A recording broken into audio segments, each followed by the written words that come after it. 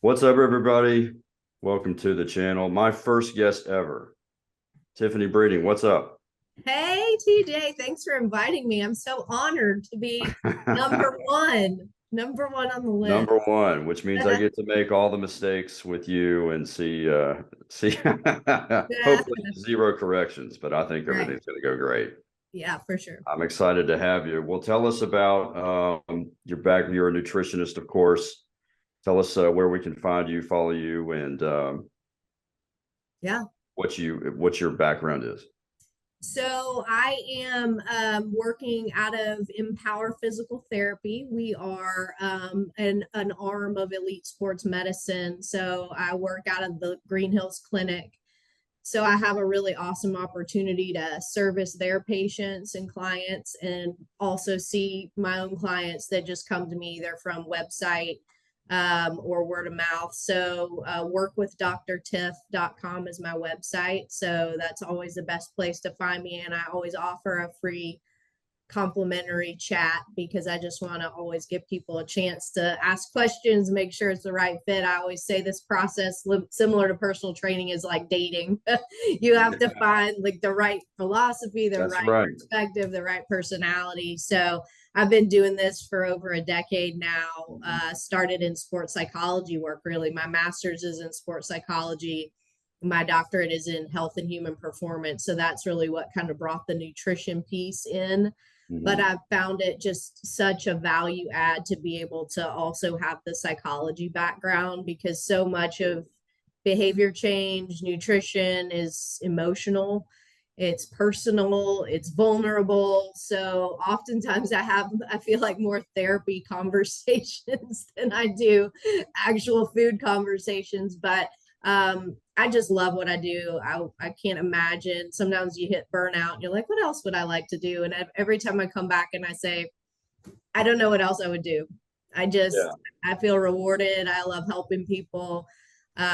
So yeah, that's kind of been my trajectory. It was sports psych a long time, worked at Belmont, taught there for about 4 years, and then decided to shift just more to the nutrition side of things. And that's when I started my own practice. So I've been doing this now for too long. Too long. No, I get the same thing. I get the same passion, and I'm enjoying kind of branching out with the YouTube channel for sure, and learning about social media. And I see a lot of your posts on Instagram, and I encourage everybody to give Dr. Tiff a follow. Do you go by Dr. Tiff a lot? I do. It's kind of like become the name, it's like at first people would just say Tiff or Dr. Breeding, and that Uh, felt like so formal, and so Dr. Tiff kind of meshed together. yeah, I really like it, so it makes it feel personal, I think so. right on. Okay, here's a question. Maybe we can clear the air once and for all. What is the difference between a nutritionist and a dietitian? Okay, yes, good question. And let me go ahead and say I am neither of those things. So Oh, I am actually, so my PhD is in nutrition and human performance. And then I've got some continued certifications as an intuitive eating counselor and a fitness nutrition specialist. But a nutritionist or a registered dietitian are both licensed through the state. So they just have gone through a different career trajectory. A registered dietitian needs additional hours internship wise in a dietetics track, where they're just doing a little bit more clinical medical nutrition training. mhm. And I believe, and I can't answer this specifically, but I just don't think a licensed nutritionist has to take that extra step for some of that clinical work. So I think it's just a different scope of practice. So anytime you're seeking someone out, I would just always make sure you understand their credentials and that you understand what their, scope of practice is. But that's sort of the difference. Yeah, I've never really known that. I do have a family member that's a dietitian Hmm. and a client that's married to a dietitian. And that, but somebody I was training, and I was like, well, how come you're not like ripped? And he's like, oh, it's not as easy as you think it is. Plus, in that case, you have to listen to your Yeah, spouse, so that makes it harder he's like, she's the one with all the discipline and things like that. too. Yeah.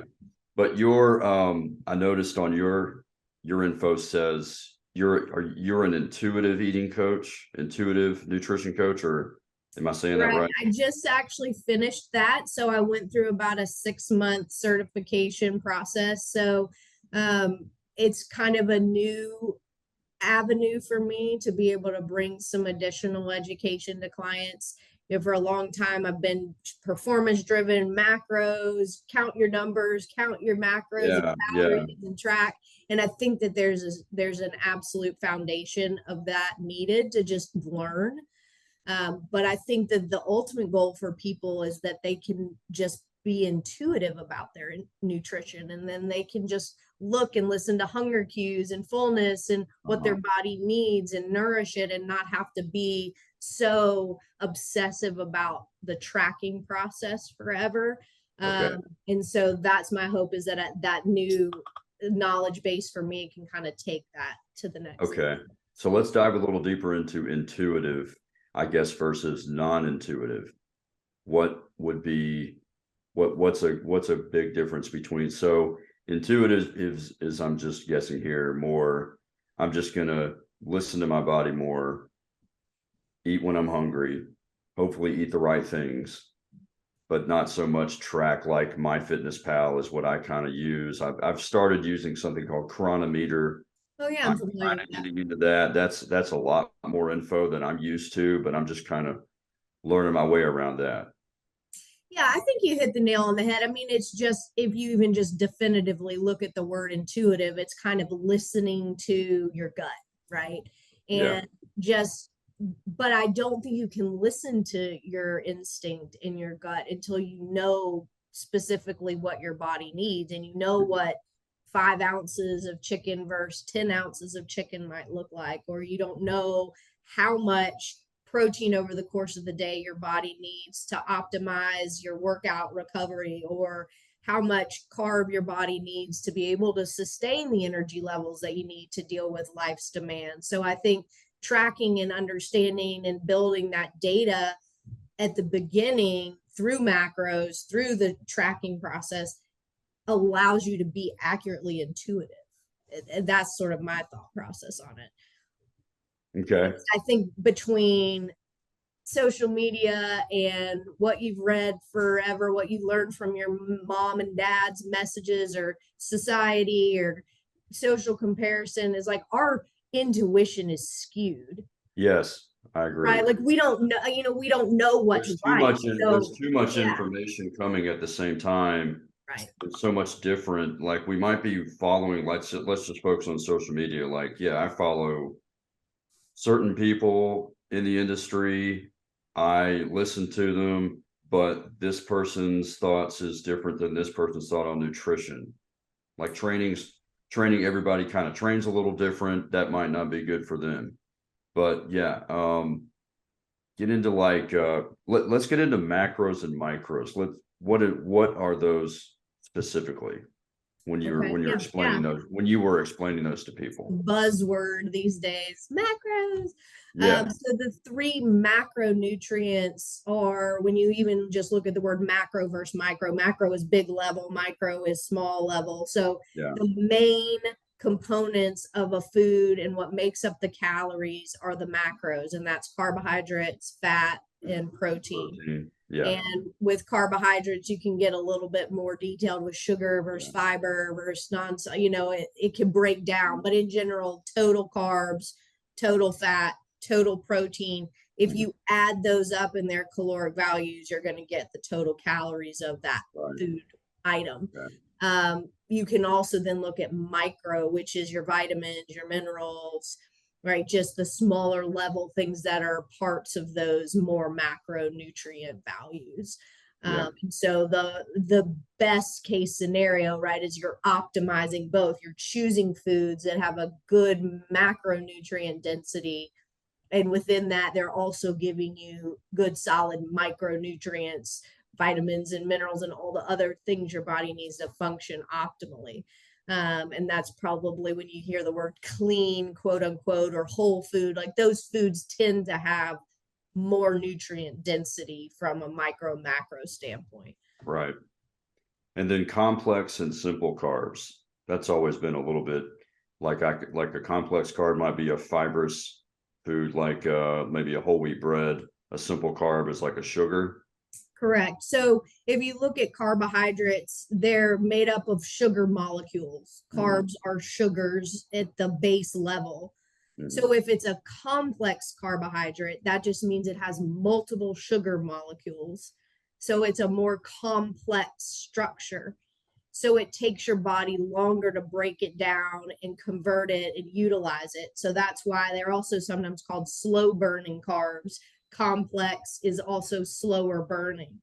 So if it's a whole wheat or a whole grain, then it's going to be more complex in its structure. So it sticks with you longer and it gives you more sustainable energy. A simple carbohydrate has been either enriched or broken down, simplified through just the manufacturing process, or if it's just a simple sugar like glucose or dextrose or something that's just already simple in its nature, your body doesn't really have to break it down because it's only a single sugar molecule already. So you eat it and you immediately can access the energy. So it's a quick burning carb, but it also isn't as sustainable.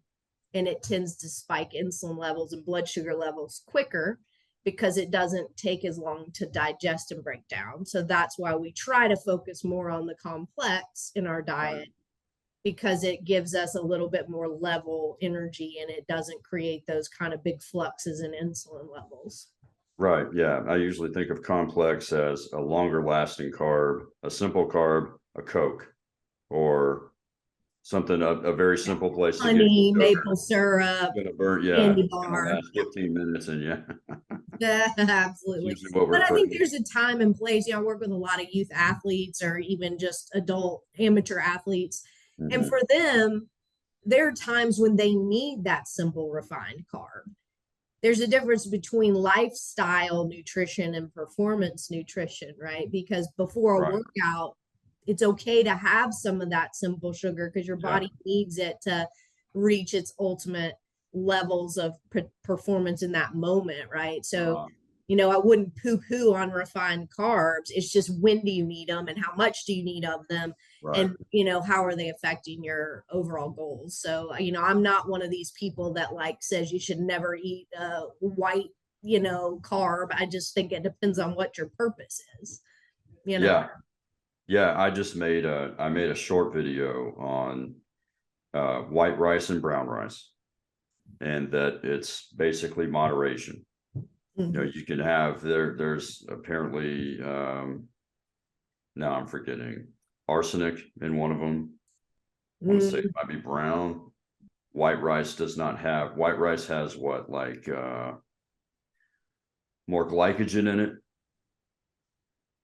Am I going the right way? I mean, what is it like? It's something as simple as that. Like, what do you tell people? What do you does it matter at all?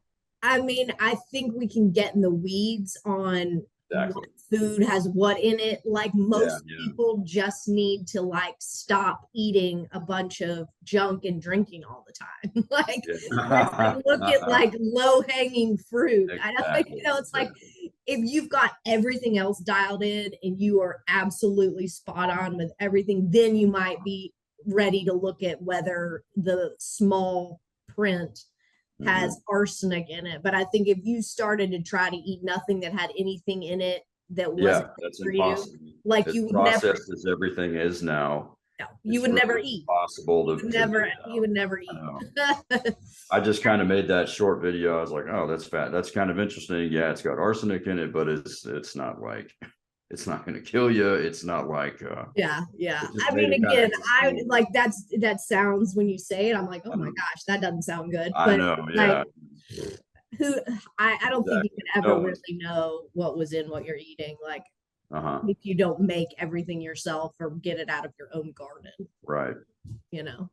Yeah. My thing with talking to my clients or I keep things as simple as possible because I know how complicated they are now with all this information on the internet and social media.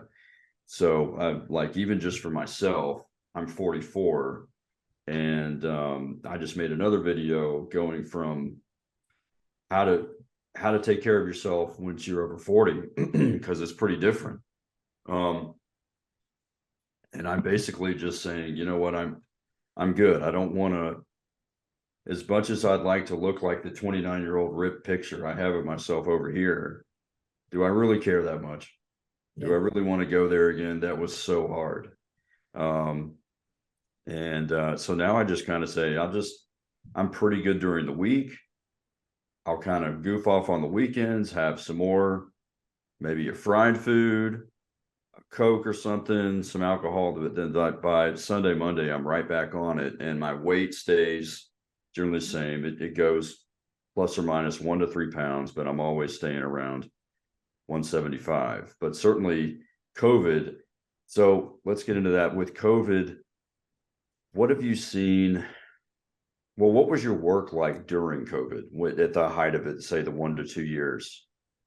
So I started out, obviously, one of the big things that I provide my clients is body composition assessment, and they do that every 2 weeks. You can actually see Right the behind you. body Yeah, behind me. what So they is. come in and do that. And that's a lot of what people invest in. I mean, yes, they want the coaching and the support and the accountability and the emails, but they like the data. And so that was really hard because for at least 2-3 months we couldn't have anybody in the office to do that. And so people were super understanding, but that was hard to just not be able to have that touch point and to have people actually coming in to assess. But just from a cleanliness, sanitation, like I just didn't feel good about that.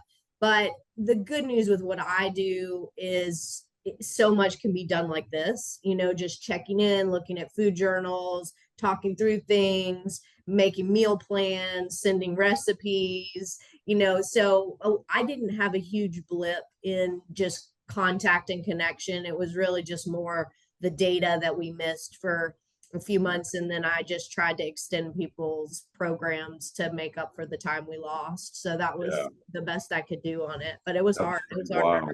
Yeah, we all had to kind of learn on the fly and learn how to work on the fly remotely. So yeah, I had to learn how to train via Zoom, and I've been doing it ever since. And it's really been a blessing in disguise, kind of rediscovering how I can coach people. Yeah, for sure. Train at their home with minimal equipment or zero equipment. What would you say?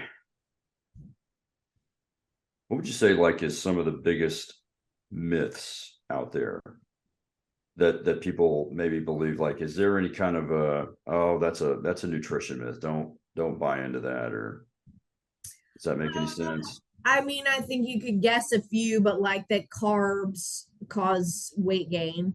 Yeah. Like just that base statement. Carbs can cause weight gain. Fat can cause weight gain. Protein can cause weight gain. Anything if you eat too much of it, it's just about being in a calorie surplus. So I think that's a myth, that it's just carbs alone are an issue. I think it's a lot more complicated than that. And I think you just have to understand them and know how to use them. I get a lot, people come in and I ask what their goals are, and they say, I want to build muscle and lose body fat. I think that's very hard to do. There's only a very unique cases of people that can do both at the same time, because new muscle tissue only grows in a surplus of energy. And so you have to be in a calorie surplus to build, and you have to be in a calorie deficit to lose. Correct. So it's really hard to build muscle and lose body fat at the same time. The only times I've seen that is with young kids, like teenage athletes. People who are still growing. That are like testosterone and all the things. Or a novice, right? Or somebody that's significantly overweight may sustain their muscle or build a little bit because the water shift is so drastic. But I always like to educate people. Like, I don't want you to be disappointed if you're doing all this weight training and you're in the gym and you're coming in and we're not seeing muscle growth on the in body, that doesn't mean you're wasting your time. It just means our goals right now are not to build muscle. Our goals are to lose body fat. Yeah. And then maybe we come and build muscle at another time. But that re-education, people I think are reading or getting told or whatever that they can do that together. And I think that's really hard. Yeah, it is. I think that's a myth that's out there. And then I think too is that protein is an energy source. I mean, like it is, it has calories, but like protein is not fuel. Protein is more recovery, rebuilding. And so now when you read stuff is like, you know, the power of protein or whatever, you know, I think people think like I need to eat protein to have energy or whatever. I just think you have to understand like carbs and fat are our main fuel sources. Right. Training, and protein is essential, but it's not like a necessarily a pre-workout need. So what's been maybe some of the biggest success stories, or maybe one success story you've seen where just kind of blew your mind and the client's mind, like you saw 50 pounds, 100 pounds or something like that lost? So I've had a couple 100-pound weight loss clients over the years. One had already lost quite a bit before he came to me, but we kind of finished the journey together. He was a session musician. He worked, you know, was a trumpet player. So for so many years, he was just on the road, subject to whatever was being fed to him. Obviously sitting a lot, you know, even though you're burning a lot of calories as a musician, you're still sitting in that lifestyle. You can guess, you know, I don't know the details of it, but I'm sure it's not the healthiest lifestyle at a young age. Right. So he had just really made a shift and started cycling. He would take his bike on the bus. They'd put his bike under and he'd have his bike and he'd cycle and he'd ride, and he just made a lot of changes on his food. He got remarried later in life, and his wife just was super supportive too. I think that's so huge when your spouse is a support for you, you know, because I've had it both ways, just people that are just completely not and sabotaging, and then others that are just really on board. And then my second 100-pound client, he actually went through just a lot of loss in his life. His parents, his mom passed when he was young, and then he became like primary caregiver to his dad and moved back from California and quit his job to do that. And I think the stress and everything, the emotion just led to significant weight gain. He had been a triathlete for years, super lean, really fit, and then just kind of let himself go and had gotten over 300 pounds. And we lost maybe 15 or so, and then he just plateaued. And so I said, let's try keto. Okay. First client that I like strategically took through a ketogenic diet, and it was so successful for him. But I told him, I said, I won't do this unless you stay with me long enough to take you back out of it, because I think keto has such a rebound effect if you don't do it the right way. So we did keto for about, I'd say 6 or 8 months, and he lost 80 pounds. So we got over that 100-pound mark. And then we actually transitioned him out. He sustained that weight and was back to eating like 275 carbs a day and maintained that weight loss. So that was huge. Like it was such like learning for me. I was like, oh my gosh, like this is amazing. I've never, like, I didn't know what would happen because I had never done it, but we just incrementally increased carbs. So at keto was like 40 net carbs. Okay. Like 40. That was through keto, 6 to 8 months, 40 carbs. Then he moved, we got all the way back to 275, and he maybe gained 2 or 3 pounds. What about the fat intake? Isn't you to intake a bit of fats? Yeah, so like with keto, just for listeners, you may know this, but with keto, typical breakdown is about 5% carbs, 75% fat, and then the rest is protein. And so that's really drastic, you know, again, 5% of a 2,000 calorie diet, you know, which if you use that as a round number, you're looking at 25, 30 carbs a day. Wow. So he was probably at like 130 grams of fat. And then we just slowly started kind of like shifting the needle. So as carbs went up, fat came down. So if memory serves, we ended at like 275 carbs and he was eating maybe 70 fat. So Wow. we did this huge shift. Protein really didn't change at all. Protein No. was pretty much the same the whole time, but we just did that shift in Yeah. the two other macros. But yeah, it was a fun process, and he was just seeing him change, his energy, his confidence, Yeah. it was pretty good. It's almost bigger than seeing the physical change is one thing, but seeing the happiness and the joy. Yeah. And they're enjoying their life again. That's really fun to see. So you mentioned keto. I'm glad you mentioned that. Do you take anybody through keto or paleo or Whole30? I mean, I know those can be kind of fads. Mm-hmm. Get on and get off. Like the Whole30, of course, is not sustainable. That's why they call it a 30-day thing.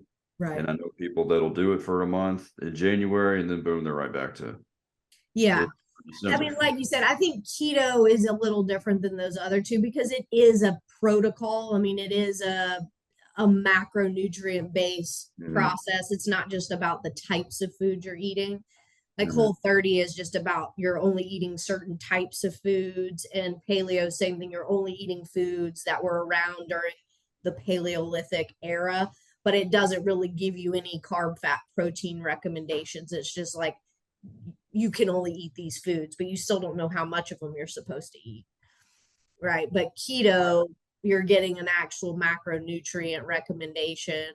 And like I said, I've only done it in very isolated cases. And then I'm just really clear on the front end. Like, I'm not going to just like let you do this and then just let you go off your merry way. Like, we got to get you back out of it because I don't think it's sustainable. And I think if you don't stick with it, once you start it, then the weight regain is very drastic. So no, I wouldn't say I like promote that or default to that. But I think if we try my typical philosophy and protocol, which is just a fairly balanced macronutrient plan, and it doesn't give us the results, and there's insulin resistance, and there's such a history of dieting, and there's significant weight gain, then sometimes I think doing something like that that's really aggressive just to get the weight off and get metrics back in check is necessary. Yeah. Have you had I can't assume, but have you had some people on diabetic medication with type 1 or type 2 diabetes and then get off? I would assume type 1. I have had some. More often it's cholesterol or hypertension meds. Diabetes is pretty hard to reverse, like once you're there. Now if somebody's borderline or pre-diabetic, I've seen A1C levels come back to normal range. Right. But once you're kind of over that hump, and with type 1, most of the time you're born with that, or it's highly genetic. So that I haven't seen a lot of reversal of. But with type 2, I've seen improvements in symptoms, or I've seen dosages of insulin be reduced. But unfortunately, once you've let it go so long where you're diabetic, it is hard to see it actually get resolved. Yeah. What are your thoughts on the I sent you the link, the Wegovy / Ozempic, and I'm starting to see actual commercials now for Wegovy, which is essentially Ozempic.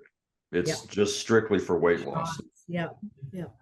Some people are really against, some fitness enthusiasts out there are like, no, that's nonsense. You don't need to be on medication. But where I find kind of a fine line is the genetics, where if somebody has genetic predispositions of weight gain, or their parents and grandparents, and they have it, is it strictly diet, or is it encouraged to do some medication just to get rid of some weight? I think the approach I would have with somebody, if they asked me about taking it, I would say if you commit to 6 months, a year of lifestyle change, and you are consistent and you are diligent and you give everything to moving and watching your food, and the weight still isn't coming off, then I would be in support of it. But until you make the effort to change your behaviors and you show me you're serious about making that a priority, then I think it's just a cop out. Right. It'll be just a temporary crutch. Just like bariatric, I've had clients come in and they're right back where they were before lap band, bariatric surgery, whatever, gastric bypass, because even a surgical procedure, if you don't change your lifestyle, you could still gain weight back. It's not like a promise. Like, it just because you lose it through the surgery doesn't mean you can't gain it back ever. Right.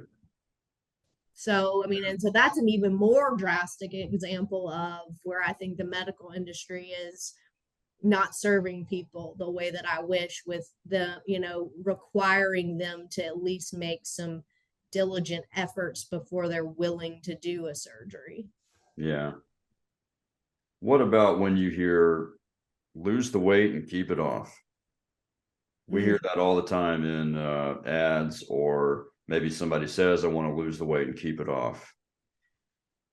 I don't know what to say to that. I mean, I can say, like, well, are you willing to, keep everything in moderation? Are you willing to not beat yourself up? I mean, I've seen some guys, like I know a guy that was a client of mine that lost, kind of like you have before. He lost a lot of the weight on his own. His nutrition was spot on, and he was extremely determined to lose the weight. He was about 325 at his heaviest, maybe 340, and got all the way down to 175, almost too small. But he's been able to keep it off, but he's been able to stay determined and stay driven. But he goes, like he used to say, I went to like Cracker Barrel over the weekend, had some pancakes. I put on 10 pounds, but then it's gone by the end of the week. So I said, well, what are you worried about? Because you're clearly doing the right thing. Maintaining. Hey, I like to tell people, yeah, okay, you had a bad day. Don't look at it as a bad day. You decided to get off the wagon, and now you got to get back on the next day. As long as you're just staying consistent, don't beat yourself up, and you're doing the right thing the next day, staying consistent, like we just said. But lose the weight and keep it off. When I see ads for that, I'm like, yeah, I mean, you're probably not telling the whole truth. Yeah, I mean, I think that's the ultimate, but the reality is that 92% of people do regain weight back when they diet. 92. I mean, diet is the number one cause of obesity, because it's not listening to intuition. It's doing something extreme, drastic, short term, quick fix, whatever, too aggressive that you can't stick with it. So I think that the key is that you have to develop that intrinsic motivation to want to make those choices, that you like how your body feels when you eat a certain way, that you enjoy being able to do the things that you like doing, that you can sleep better, that stress is managed, like whatever it is intrinsically, instead of this extrinsic number or, goal or timeline, milestone that's outside of yourself, because those are temporary. They're not going to be there forever. So I think that in order to keep it off, you have to create intrinsic desire to live a lifestyle a certain way. And I think that that's hard for people. I think it's a lot easier said than done. But I'm with you, like temporary fluxes are healthy, like gaining some weight, going through like a bulking, cutting, letting yourself have a vacation. So I think it's more keep it off long term, right? Find a set point that could be 10 pounds of range. A set point is not one number. A set point for most people is anywhere from 5 to 20 pounds. So I think it's as long as you create some maintenance mode for yourself. You're going to have some fluxes, but I think that you just have to keep it within, like you said, you can't just let it go for so long. You have to kind of like rein it back in when you notice that it may be getting above your comfort zone. Right. Yeah. Kind of like I was saying to myself, like maybe I'm good with 175. Maybe I'm good with that. Yeah. And I think it's good with it. You're good with it if you're okay with how you're living your life and you feel like you're controlling the controllables. Right. You know, it's like, I think it's different when you're giving yourself a pass. You're saying, oh, I'm fine with like this, but you know, somewhere there's a voice saying, I don't like how I'm living. I don't like the choices I'm making. Exactly. But if you can step back and say, like, I'm good with the choices I'm making, then you have to be good with the result. Yeah. I'm good with a little bit more of a belly than I had, but I had a bigger one over Christmas. Naturally. But yeah, when I think when I was doing I did a amateur bodybuilding show at 29 and then again at 33, 34, forget now, but 2007 and 2013. So those were, I have to remind myself, those were extreme diets where it was chicken and broccoli every 2 to 3 hours or steak and broccoli. That's just, broccoli is my veggie. That's what I would just prefer to do. And fats would generally be peanut butter, almond butter, very low carbs, and losing. The first time I went down from like 152 to 135. And then the next time I was about 161 down to even 130, 131. I lost too much weight the second time. So I don't want to go through that again. I just want to magically look like the dude in the bodybuilding show. It's an Ozempic. And I'm like, you know what? I'm good. But those nightmares of just the chicken and broccoli and like, oh man, I don't want it.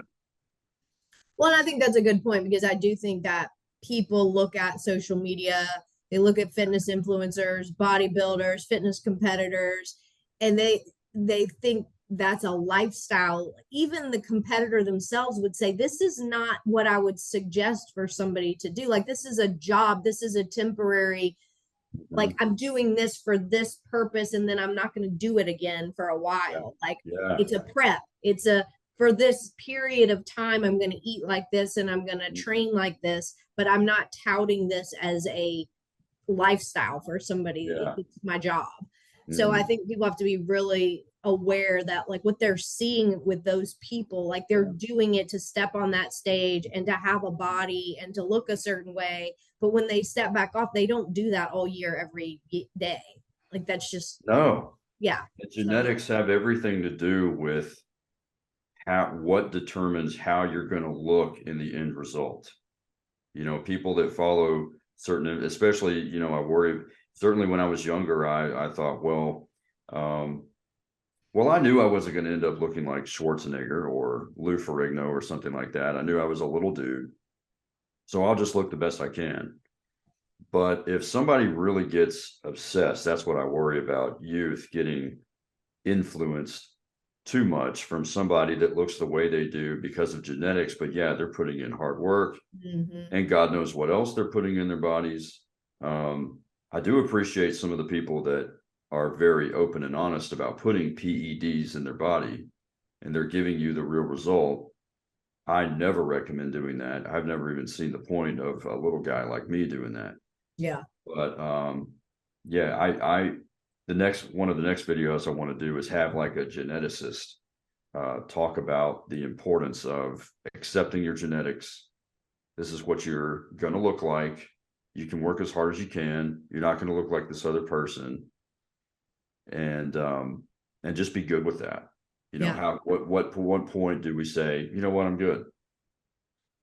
Well, and there's a whole movement that's just really taking over in the dietetics world, this health at every size. And it's HAES is kind of the nomenclature, but basically saying like weight doesn't really predict health.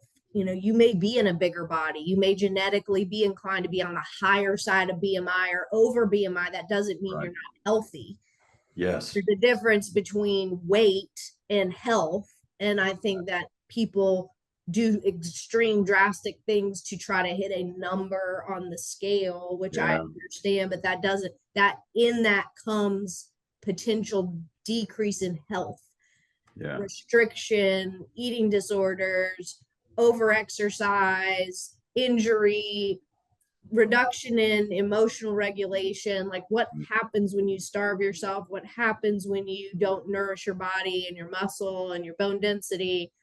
So I think you have to be really careful, like you said, of like knowing where your body's normal is, and social comparison is the absolute worst, because you may not need to be 135 pounds or whatever you were, like what went downhill by doing that, and then Yeah. what's the long-term effects. And it depends on how long you stay there and what the extremity was. But I do think that being able to find your healthy space, and also know, like, I might be optimal at this weight even if the BMI says it's unhealthy.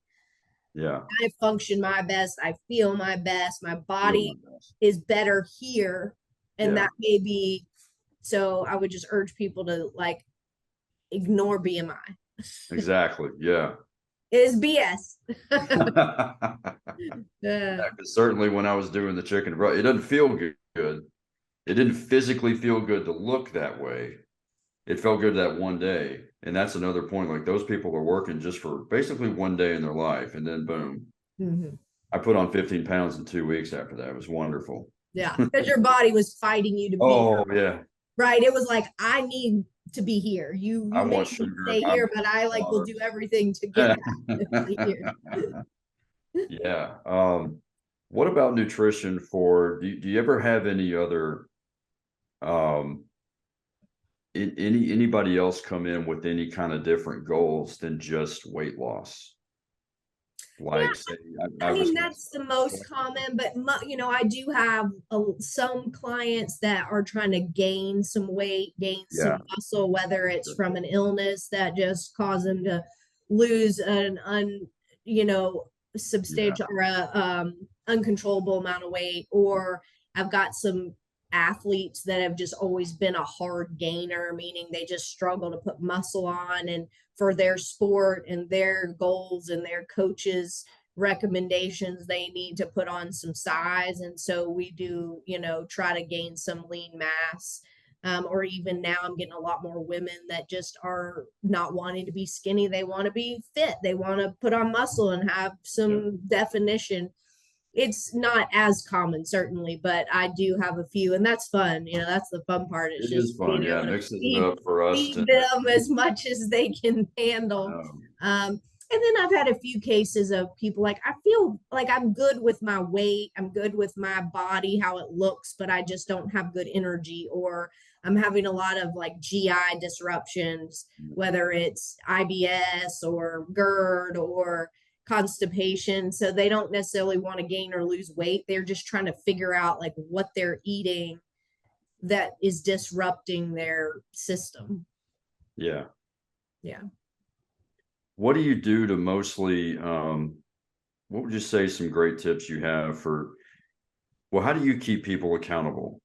That's Mm. a big thing with me. Are you keeping yourself accountable or not when you're driving around? You're driving by the fast food places, you're going through the grocery, you're sticking to the, what we say, the outer aisles, not the inner aisles. Not that all the inner aisles are bad, but Yeah. that's kind of a thing. How do you keep yourself accountable? How do you keep clients accountable? Well, I look at clients' journals every day. So I try, and especially new clients, as they get further along in their process, I kind of check in maybe 2, 3 times a week. But at the beginning, I mean, every day I'm trying to give a nudge, give a point of feedback, give a, hey, try this today, or maybe, what are you going to plan for dinner? Just try to like get them thinking ahead, get them prioritizing their food, and just building some patterns and strategies. And then they come see me every 2 weeks and we reassess body composition. So they have FaceTime with me every 2 weeks in the office. So, I tell people all the time, it's like, I don't really I'm not selling nutrition education. Like most people know at some level what they should be eating. I mean, so much of what I do is that support and accountability and just holding people's feet to the fire. So, for me, it's just about those touch points and trying to be accessible. I have clients that'll text me and, hey, I have a lunch date all of a sudden at what should I get? So I'll help them look at the menu, like, go through that. Or they'll say, hey, we have dinner here on Friday night. Can you go, look at the menu and give me some suggestions? So Yeah, I like that. just supporting them on like menu navigation, which is hard for people to like, I don't know what to Yeah. get in certain situations. So Yeah, yeah. sure. Yeah. I look at the first step as, are you wanting to be disciplined or not? Discipline is what I think any decision to make a real change boils down to. You're going to get undisciplined some days, but are you disciplined enough to get on a new routine with a strength training schedule, cardiovascular schedule, nutrition schedule? What about meal prep? Do you coach that a lot? Do you have any kind of efficient way for people to meal prep day by day, week by week? I mean, I think that that's key. I think if you're not controlling what you're eating from an ingredient standpoint, like even if you're eating out and you're trying to make the better choice, there's just so much guesswork in how they cook it, how they marinated it, Mhm. what the portions are, what's going on behind the scenes. So I think that ultimate progress is certainly happens if you control your food through meal prep and shopping. But I Yeah. don't think it has to be like this crazy 2-hour process in the kitchen with the assembly line of Yeah, Tupperware. people dread that. I dread I that. mean, I say you make a sheet pan of stick Yeah. vegetables on a sheet pan, get 90-second microwave brown rice pouches and some frozen, vegetables or like whatever, and just have it on hand. Like, I don't think you have to, or if you make dinner, just make enough for leftovers the next day. Right. So, if you're going to cook once, eat 2 or 3 times on what you made. So I think people do get a little bit like Yeah. overwhelmed, or they get Yeah. like Absolutely. deer in the headlights. They go sifting through websites and these crazy recipes and they try to Oh, get all complicated. And I think it's like, just like, don't cook, just eat at home. Like, make a turkey sandwich with an apple and some baked chips. So, like, it yeah. doesn't, like, it doesn't have, that's still better than like going out and getting Chipotle and all Right. the sodium and who knows how much is in whatever. So yes to eating at home and controlling, but meal prep, I don't think has to be the first phase. If you get in the groove and you're feeling better, you may want to meal prep, you may want to make some stuff at home. But I think at the very least, like just getting things that you can know the nutritional value of, you can make and control at home, a bowl of cereal and some milk and some scrambled eggs, like carb, fat, protein. It's Yeah. still, still better than running to Starbucks or whatever. So Yeah. yeah. But so yes, I think meal control, but meal prep, I think can be a lot of things. It can look a Yeah. lot of ways. Yeah. I've seen you make some posts about protein shakes, and you seem to prefer a powder over the already processed bottles. So what kind of recommendations do you have or brands you like for protein shakes if somebody's in a jam? Sure. I mean, I like, if you're making your own, obviously, I like the ISO 100 brand. That's pretty solid, or the gold standard, which is a Yeah. optimum nutrition. Yes. And whey protein is going to be the most bioavailable. Mhm. Casein and whey, which are both milk derivatives, are going to Mhm. be the highest quality in a powder form, unless you did like a grass-fed beef protein or an egg protein, because egg is sort of the standard by which all other protein is gauged. Mhm. So if you have a lactose intolerance or issue, you may want to stay away from the whey and casein because they aren't from milk. Yeah. In those cases, doing something like an egg white protein or something like that's probably going to be the highest quality. But if somebody's a vegetarian or vegan and want to stay away from any of the dairy animal protein sources, a solid plant-based blend, like Yeah. Vega One Sport is the one that I usually recommend for plant-based. And then ISO 100 or gold standard for the whey proteins. Those are the ones that I would suggest from a powder form. Honestly, I'm not the one to ask on the pre-made stuff. I think they're all terrible. I don't like how they taste. I think they taste Yeah. fake and chalky, and the fact that they don't have to be refrigerated but they're liquid creeps me out.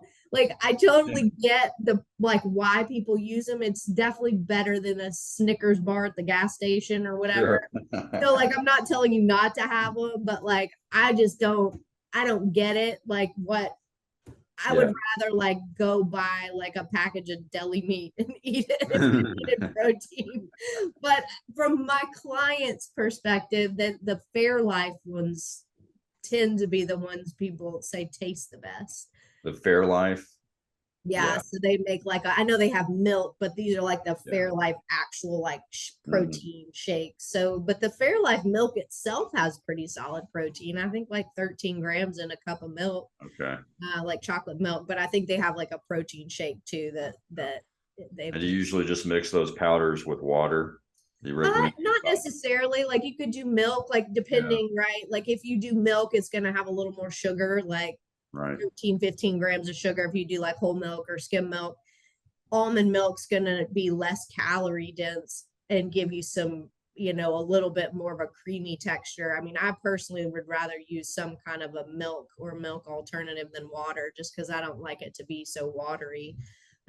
If you have time to make an actual shake, obviously you can add anything you wanted to it, fruit or veg or oats or peanut butter. So I think it depends, again, if you just want the protein and you don't want to eat into your other macros, then you may just want to blend it with liquid. But if you're using it as a post-workout or a meal replacement, then you probably need to fortify it with some fruit, greens, fats, because those powders are just going to be protein pretty much. They're going to have maybe 1 or 2 grams of fat and carbs. So there's not going to be a lot of other, nutrient value there. So I think if you need to make it as a meal or a post-workout, it probably needs to have some kind of, or just eat something with it, have the shake and then eat a banana, or have the shake and have some oatmeal, or, something like that, just depending on your schedule. Cool. Yeah. Awesome. Well, I think that's about all I got. This was awesome. Such good this questions. was super fun. I think we nailed it for my first guest.